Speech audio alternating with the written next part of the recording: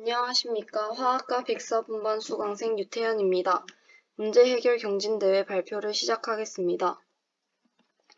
제가 선정한 주제는 실험 데이터를 통해 반응차수, 속도상수 K 반감기 구하기입니다. 이 주제를 선정하게 된 이유는 화학 반응차수는 시간과 농도 사이의 관계를 통해 실험적으로만 결정됩니다. 즉 예측 불가능한 값으로 매번 계산을 통해 알아내야 합니다.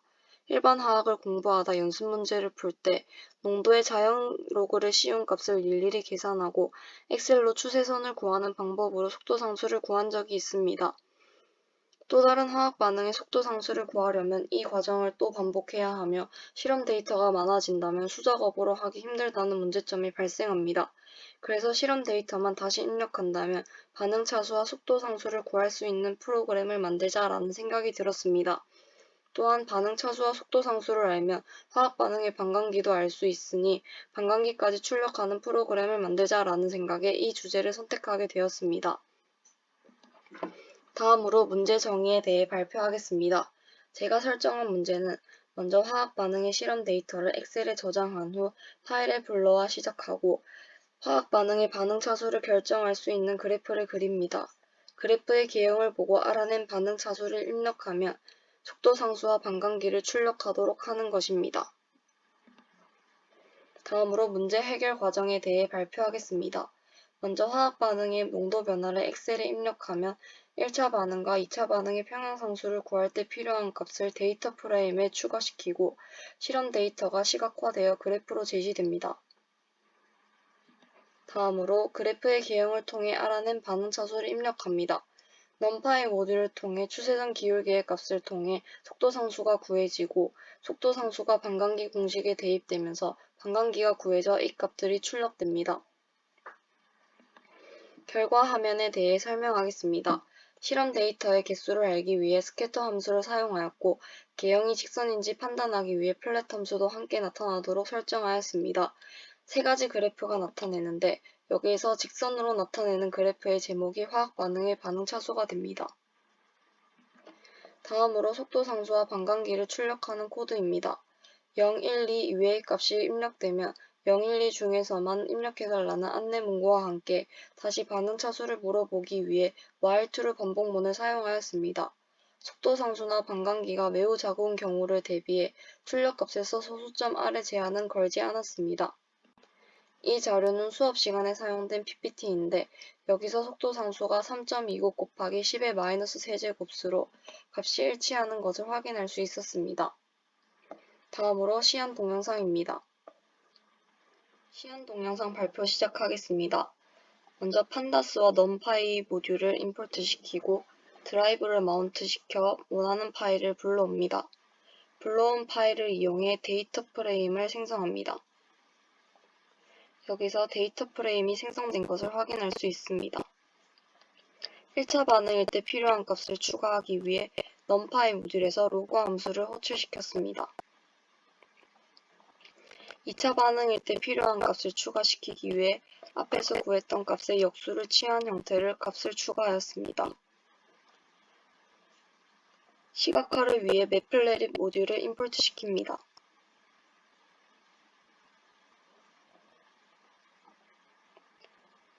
스캐터 그래프를 이용해 정 개수가 8개로 8개의 실험 데이터가 있는 것을 확인할 수 있으며 플랫 그래프로 그래프의 개형이 직선이라는 것을 확인할 수 있습니다. 여기 두 개의 그래프는 앞의 그래프에서 y축만 변경한 그래프입니다. 각 그래프에 제목이 있어서 직선으로 나타내는 그래프의 제목이 화학 반응의 반응 차수임을 알 수 있습니다. 이 반응에서는 1차 반응임을 확인할 수 있습니다. ILOC 함수를 이용해 반응 물질의 초기 값을 m으로 설정하였습니다. 데이터 프레임을 확인해보면 초기 농도를 잘 가져온 것을 확인할 수 있습니다.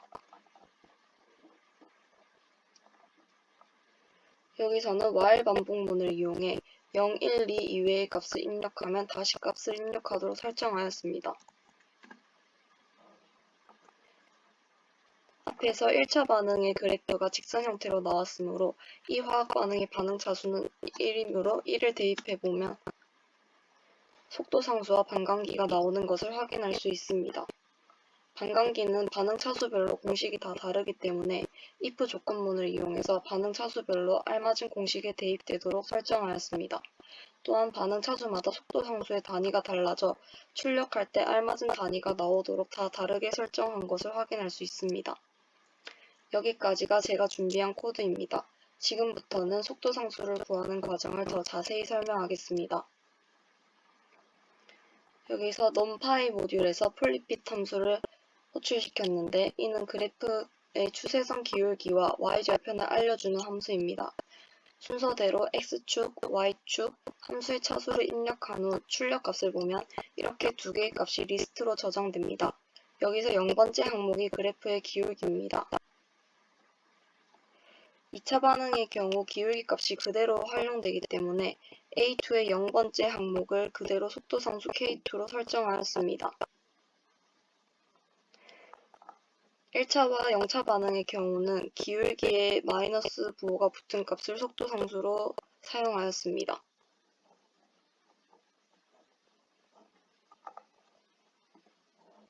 이상으로 시연 동영상 발표를 마치겠습니다.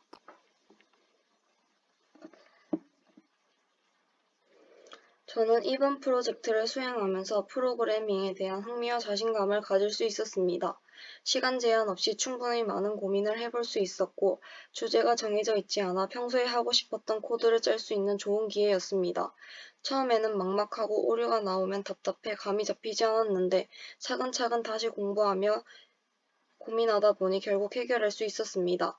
연습 문제를 풀다 스치듯 귀찮은데 그냥 값을 넣으면 한 번에 계산되는 게 있으면 좋겠다 라고 생각을 했었는데 직접 프로그램으로 만들고 나니 뿌듯하고 나도 할 수 있구나 라는 생각이 들었습니다.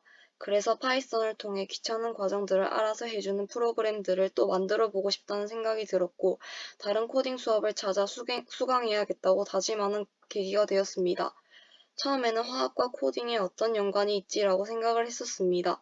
그런데 이 프로젝트를 수행하고 나니 나중에 학년이 올라간다면 빅데이터 분석법 같은 과목들에서 더 복잡한 실험 내용을 다루게 될 때 파이썬을 이용할 수 있겠다라고 생각이 들었습니다.